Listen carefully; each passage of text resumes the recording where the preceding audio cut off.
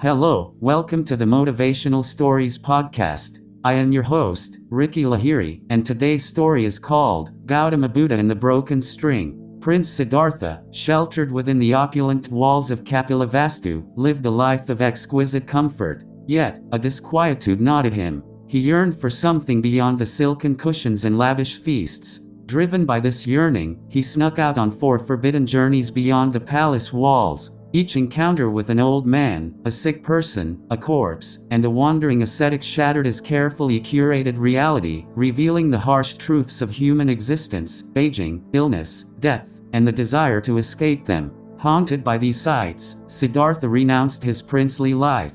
He donned the robes of an ascetic, his head shaved, and departed for the forest. He joined a group of wandering ascetics, hoping their harsh practices would unlock the path to liberation. He endured self-mortification, pushing his body to its limits with relentless fasting and meditation.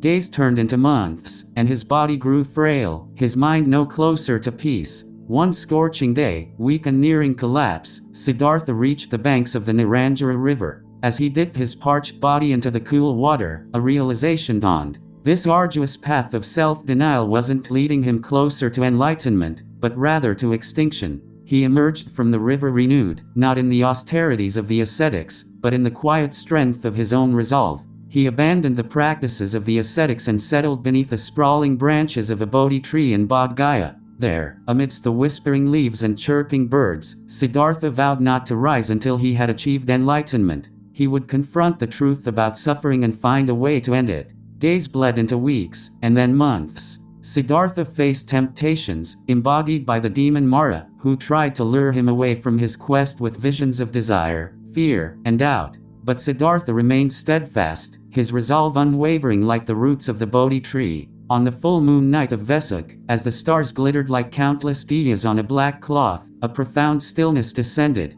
Siddhartha delved deeper into meditation, his mind penetrating the layers of illusion. He saw the cycle of birth, death, and rebirth, samsara fueled by desires and clinging. He understood that suffering stemmed not from external circumstances, but from our attachment to impermanent things. And then, with a brilliance that illuminated the very fabric of reality, Siddhartha attained enlightenment. He became the Buddha, the awakened one. He had finally unraveled the knot of suffering, achieving a state of perfect peace and wisdom. The Buddha emerged from his meditation under the Bodhi tree, no longer a prince seeking escape, but a beacon of light for all beings trapped in the darkness of suffering. He knew, however, that enlightenment wouldn't remain a solitary experience. He needed to share this wisdom with the world. His first stop was Sarnath, where he encountered his former ascetic companions. Initially skeptical, they were mesmerized by the serenity that radiated from the Buddha. In a simple, yet profound discourse, the Buddha laid out the 4 noble truths: the truth of suffering, the truth of the cause of suffering, the truth of the end of suffering, and the truth of the path to the end of suffering.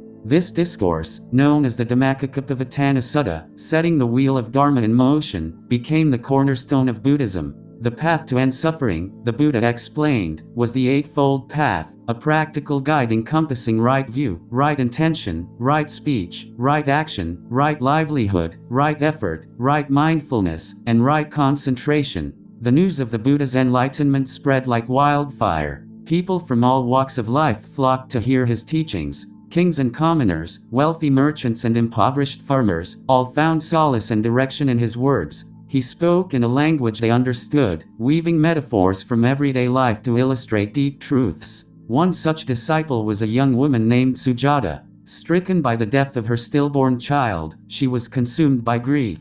The Buddha, seeing her despair, sat beside her and spoke gently. He told her that all things are impermanent, that even mountains eventually crumble. He compared grief to a poisoned arrow. The pain is inevitable, but dwelling on it only deepens the wound. Sujata listened, her tears drying. The Buddha didn't deny her pain, but offered a way to navigate it. She realized that clinging to the memory of her child only prolonged her suffering. With newfound acceptance, she began to heal. Years later, she became a renowned Buddhist nun, helping others navigate the stormy seas of emotions. The Buddha's journey wasn't without its challenges. A rival ascetic, Devadatta, jealous of the Buddha's growing influence, tried to discredit him. He even attempted to kill the Buddha with a poisoned arrow. but the arrow, deflected by the Buddha's radiating peace, merely grazed his shoulder. This attempt backfired, garnering the Buddha even more respect and strengthening the resolve of his followers. Despite such challenges, the Buddha's message of mindfulness and compassion resonated across the Indian subcontinent.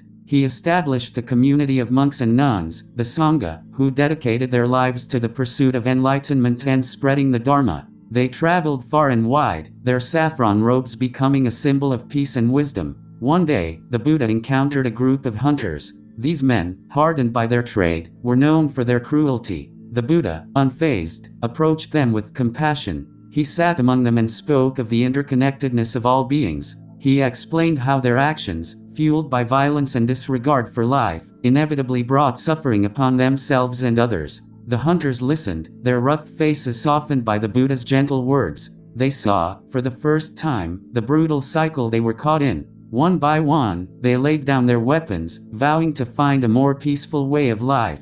News of this transformation spread, inspiring others to question their own actions and choose a path of nonviolence. The Buddha's impact wasn't limited to individuals. Kings, weary of war and bloodshed, turned to the Buddha for guidance. He advocated for just rule, emphasizing compassion, empathy, and respect for all subjects. He challenged the caste system, arguing that true nobility lay not in birth, but in one's actions and character. One such king, Bimbisara, transformed his kingdom into a haven of peace and prosperity under the Buddha's influence. Taxes were lowered, infrastructure improved, and disputes settled through reason and dialogue, not violence. Bimbisara's kingdom became a beacon, attracting visitors from neighboring lands, who marveled at its harmony and progress. The Buddha continued to travel and teach for 45 years. He never demanded blind faith, encouraging his followers to question, contemplate, and ultimately, find their own path to liberation. He taught them to look within, to cultivate mindfulness and compassion not just for themselves, but for all beings.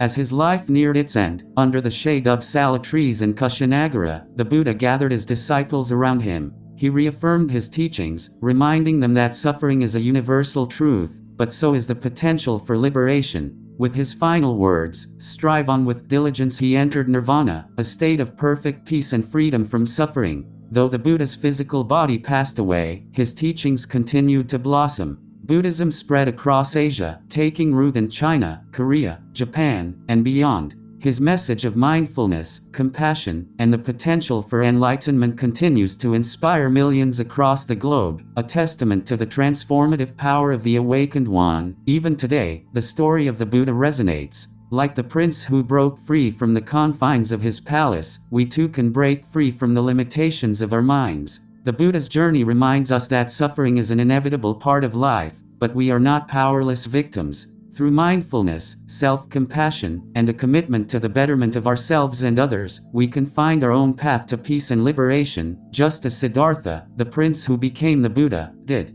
Thank you for listening. If you like the stories I tell, please follow the podcast and subscribe to it to get the latest notifications about the release of episodes. You can also follow me on X, previously known as Twitter, to get the latest notifications regarding episodes. I have provided a link to my X profile in the description section of the episode and the podcast.